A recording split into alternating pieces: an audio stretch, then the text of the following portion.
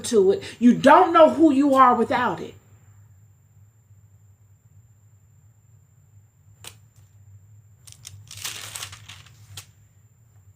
Baruch is in front of Jehudi, the master.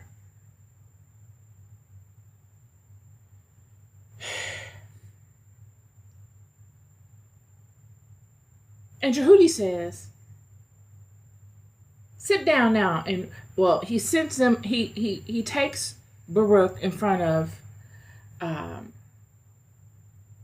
other high-level individuals.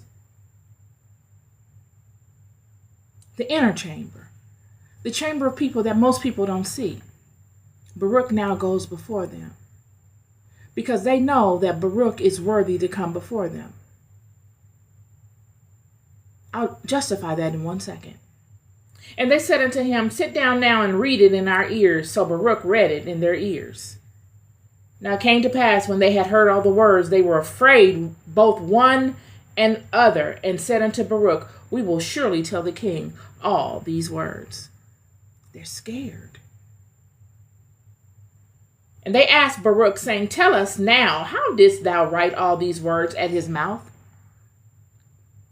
How did you do that?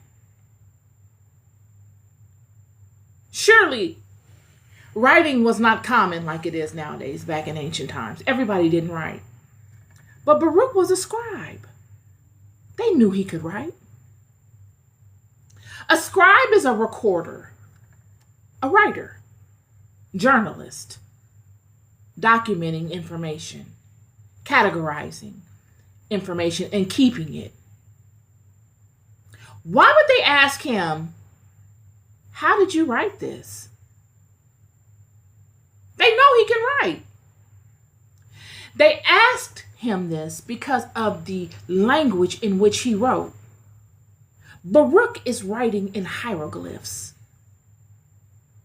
He's not writing in standard Hebrew. He is writing these words in hieroglyphs. Because the way that Jeremiah enunciated these words, the only corresponding language would be hieroglyphs. You see, when the Egyptians would speak in the vernacular that could be transferred into hieroglyphs, it didn't sound like I'm talking right here. It's not like English. It's not like any other language on the planet. It's an inflection of sound. I don't know how exactly it went, but it's something like ta. I don't even want to give it a try. It wasn't full sentences. It was enunciated tone. And it was the way you enunciated the tone that made it distinctive. It could be the same ta, eh, but you could say ta, eh, and you would know it means something different. It was the tone. What Baruch has done was a monumental thing, but the Bible is conveying it like it's nothing. Yet he's standing in front of the master.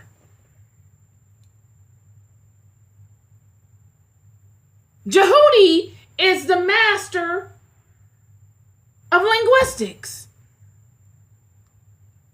And he trusts what Baruch has said so much that it invokes a spirit of fear in him. If he didn't believe it, he would have brushed it off. He's sitting there and he's looking at the writing. The writing itself justifies it. The ability to correlate symbols together to form a particular word or idea or feeling, organized, that speak a particular story, is not for the simple-minded. And he's asking Baruch, tell us, How did you write all these words at his mouth? Friend, gosh, if I could just give you, if I could touch you and you can understand what I'm saying. Most people don't understand that open communication like this, it comes fluid to you. You got to have the gift for it. But really, to be able to get you to feel what I'm feeling in this is the hardest part in this. It's the most difficult part. Conveying some stuff, easy peasy. But getting you to feel it, to imagine it, to see it, as I see it and imagine it, difficult. This is why they're asking him, how did you write all these words at his mouth? Baruch is a scribe. If it were in standard Hebrew, he wouldn't have been no problem. But he's writing it in hieroglyphs out of his mouth. You've seen hieroglyphs. How do you write such out of a man's mouth without the covering of God, without the favor of God? This is high level. And it's going to be high level even here. It's so high level, it's hard to even convey it. And then Baruch answered them. He pronounced all these words unto me with his mouth, and I wrote them with the ink of the book.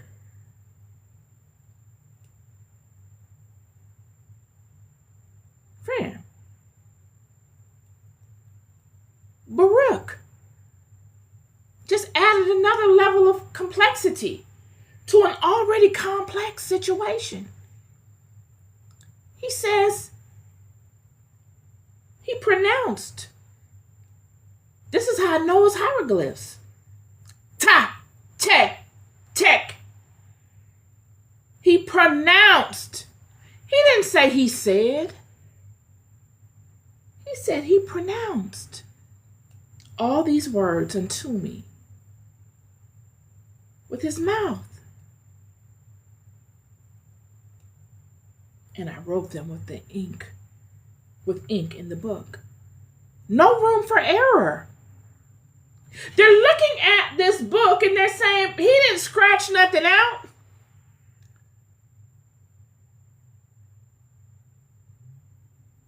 Everything is there, line by line, by line, by line.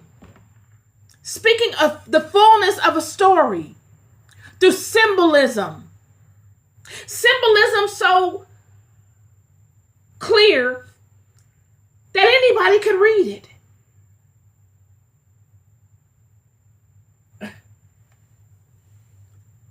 Complexity. God would send this scroll forward to them so that there would be no doubt in them. God would know it will go to the highest heights in the house of Israel, in the Hebraic house. It would go higher than your mundane elder and chief priest that know nothing. They're placating. They're just a bunch of actors. They're middlemen just put there just to be buffers. But this scroll would go higher to where it needed to get to. And it would shake them to their core. So much so that Jehudi tells Baruch and Jeremiah to go and hide. Why hide? These people, I'm telling you,